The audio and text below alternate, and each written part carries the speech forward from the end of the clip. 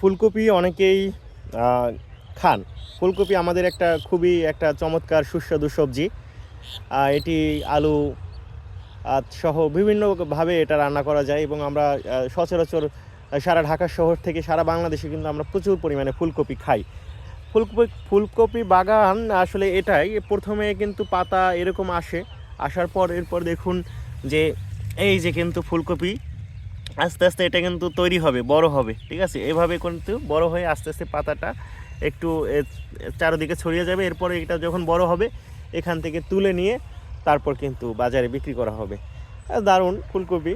আর এটা হলো আপনার এটাও ফুলকপি, কিন্তু এটা হলো সবুজ। এই যে দেখছেন সবুজ সবুজ ফুলকপি। যাই হোক, সারা ক্ষেত আর কি ফুলকপি, বাঁধাকপি সহ পেঁয়াজ, মরিচ, সব ধরনের লাউ, মানে অভাব নেই। সুন্দর একটি জায়গা আর কি। তো ভালো থাকুন, সুস্থ থাকুন এবং সতর্ক থাকুন।